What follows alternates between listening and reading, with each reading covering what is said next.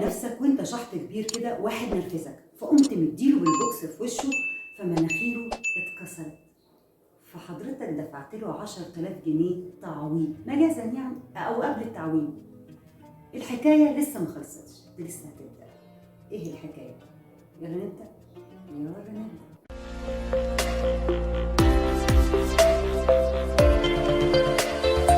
وانت صغير مش دايما تكون اتعودت انك تتحكم في ردود افعالك او تنظم ردود افعالك، والاسباب كتيره مش هنخوض فيها بس كلها تربيه. التنظيم الذاتي او السيلف ريجوليشن هي القدره على التحكم في سلوكك وعواطفك وافكارك. غالبا ما اتعلمتهاش وانت صغير، وحاليا بتتبهدل وبتخسر بسببها ناس كتير وانت كبير.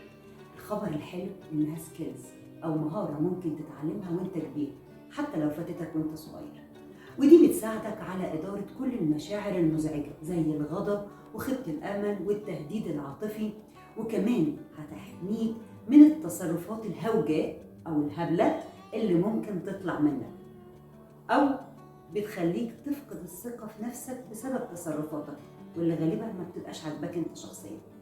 كمان هتحميك من التوتر والإحباط وتحميك من إنك تكون وحيد. أيوة بأمانة هتحميك من الوحدة، لأن الوحدة واحدة من مسبباتها هي تصرفاتك غير المسؤولة واللي بسببها مش بتعرف تتأسف. عموما ده موضوع كبير جدا نبقى نتكلم عنه بعدين. طب هو أنا ممكن إزاي أقتني مهارة زي إدارة مشاعري أو تهدئة مشاعري؟ طبعا أنت مستني أقولك اعتذر كل ما يؤذيك، وأنا مش هقولك اعتذر كل ما يؤذيك لأن أساسا ده كلام فاضي، لأن إحنا مش هنعرف نعتذر كل ما يؤذينا، لأنه ببساطة أحيانا الأذية بتحصل لنا من نفسنا أو من اللي حوالينا. اللي في إيدينا اللي إحنا بنعملها لنفسنا. هو إزاي أنا ممكن أقتني مهارة زي تهدئة مشاعري؟ طبعا مستنى أقولك اعتذر كل ما يؤذيك، وأنا مش هقولك اعتذر كل ما يؤذيك عشان ده كلام فاضي، لأن إحنا مش بنقدر نعتذر كل ما يؤذيك، لأنه أحيانا الأذية إحنا بنعملها لنفسنا أو بتجيلنا من بره. اللي في إيدينا إن إحنا نغير نفسنا عشان أتعلم أهدي نفسي أو أتحكم في ردود أفعالي، أخلق مساحة لنفسي. يعني إيه؟ المشاعر لما بتيجي تحصل مش بتديك إنذار، بتحصل وبسرعة جدا. أنا بس محتاجة أقف شوية علشان أبدأ أخد بالي إيه اللي بيجرى، أخد نفس عميق، أدوس على لساني، أعمل أي حاجة تخليني أهدى وأخلق مساحة ولو صغيرة. وده ينقلنا النقطة رقم 2. اتعلم تقرأ جسمك. بتحس بالتوتر فين؟ في معدتك ولا في قولونك؟ جسمك بيقولك ايه؟ الضربات السريعة بتقولك ايه؟ وجع رقبتك بيقول ايه؟ مش قادر تتنفس معناها ايه؟ اتعلم تلاحظ اللي انت حاسس بيه. دي خطوة مهمة جدا عشان تتعلم تبقى واعي بمشاعرك بتعمل فيك ايه وتأثيرها عليك ايه، وهتعرف تتعامل معاها مع الوقت. وده ينقلنا الرقم 3. قول انت حاسس بايه. اتعلم تسمي المشاعر باسمها، يعني الرجفة والسخونة والعرق والتوتر اللي في ايدك، انت داخل على ايه؟ على غضب ولا على خوف ولا على ايه؟ الفرحة اللي جوه قلبك امتنان ولا شكر ولا ايه؟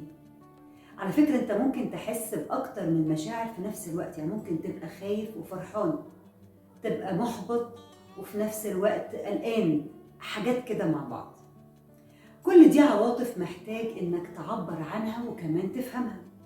رابع فكرة، اقبل عواطفك، يعني اللي انت حاسه هو الجزء الطبيعي جواك. اتعلم تتعاطف مع نفسك وتعلم ان مشاعرك رد فعل بشري طبيعي، بس تبقى انت مدركه. خامس فكرة، ممارسة اليقظة، وده لما تنتبه للي جواك هتتعلم تعيش اللحظة. انت بتتعلم المهارات مش عشان تلوم نفسك على افكارك السلبية، بل بالعكس علشان تتجنب الافكار السلبية. سادس فكرة، اتخاذ قرار بشأن كيفية الرد. لو غضبك خسرك كتير، فالنهاردة الاختيار ليك انت ازاي ترد من غير ما تخسر اللي حواليك او حتى تخسرهم، برضو ده قرارك، انت المسؤول عنه، بس هيبقى قرار مش مشاعر في لحظة غضب، والفرق كبير. سابع نقطة، اهم نقطة، انك تراقب كلامك لنفسك. في اللحظات دي انت بتقول لنفسك ايه؟ ارجوك راجعها واكتبها كمان، لان الكتابة مهمة جدا. آخر حاجة هقولها، الحياة محتاجة مجهود علشان تعرف تعيش بأقل الخسائر، وأهم خسارة محتاج تتحكم فيها هي دايرة علاقاتك. سلام. الحلقة اللي جاية.